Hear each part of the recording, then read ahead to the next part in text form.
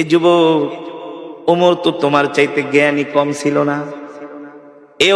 এ যুবক, ওমর তো তোমার চাইতে কম বুঝতো না। এ যুবক ও মুসলমান, হযরত ওমরকে বলা হয় মেজাজে ওহী। আল্লাহ তাআলা যার কথা অনুযায়ী কোরআনের মধ্যে 21 জায়গায় আয়াত নাজিল করেছে। আল্লাহু আকবার।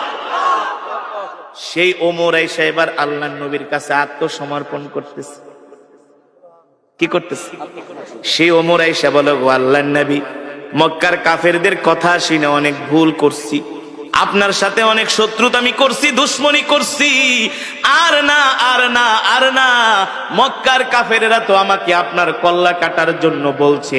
আপনার কল্লা তো দূরের কথা, আমি ওমরের কল্লাটা আপনার কাছে জান্নাতের বিনিময়ে বিক্রি করে দিলাম। ওমর কালেমা পড়ে মুসলমান হয়ে গেলেন।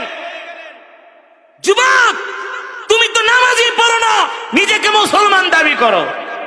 আছে না সমাজের মধ্যে?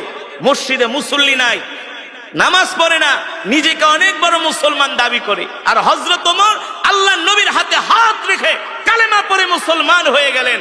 হযরত ওমর মুসলমান হওয়ার পরে হযরত ওমর বলে, আল্লাহর নবী, আমাকে অনুমতি দেন, আমি মক্কার সব গোত্রের মানুষের কাছে যে দ্বীনের দাওয়াত দিব। আল্লাহর নবী বলে, ওমর আস্তে আস্তে। হযরত ওমর বলে, আস্তে আস্তে কে? আপনি কি সত্য নবী না? চলে বলেন সুবহানাল্লাহ। আমি অবশ্যই সত্য নবী। বলে, আপনি যদি সত্য নবী হয়ে থাকেন, আজ থেকে আমি ওমর ঘোষণা দিলাম, আমার জান, আমার মাল, আমার সম্পদ সব আমি আল্লাহর রাস্তায় দিয়ে দিলাম। আমি আপনার হয়ে গেলাম, আমি আপনার হয়ে গেলাম। ওগো নবী, আমি আপনার হয়ে গেলাম, আমার সব কিছু আল্লাহর রাস্তায় দিয়ে দিলাম। আপনি আমাকে অনুমতি দেন, আমি মক্কার সব কাফেরদের কাছে যায় দ্বীনের দাওয়াত দিব। হযরত ওমরের ঈমান চলে আসছে, পাওয়ার হয়ে গেছে, ঈমানের পাওয়ার। এখন আর আল্লাহ ছাড়া কাউকে ভয়। মুসলমানদের দ্বিতীয় খলিফা নাম কি? জোরে বলুন, নাম কি? ওমর কে?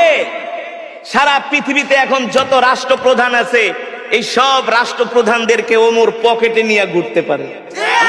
সারা পৃথিবীর রাষ্ট্রপ্রধানদের মাথায় যে ঘিলু আছে, এই ঘিলু ওমরের বাম আঙ্গুলের ভিতরে ছিল।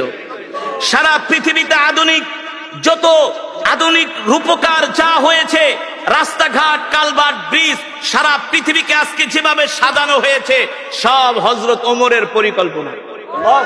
জানেন, এই যে নাইট গাটের যে প্রচলন, খাল খনন করার যে প্রচলন, তারপরে আপনার সেনাবাহিনী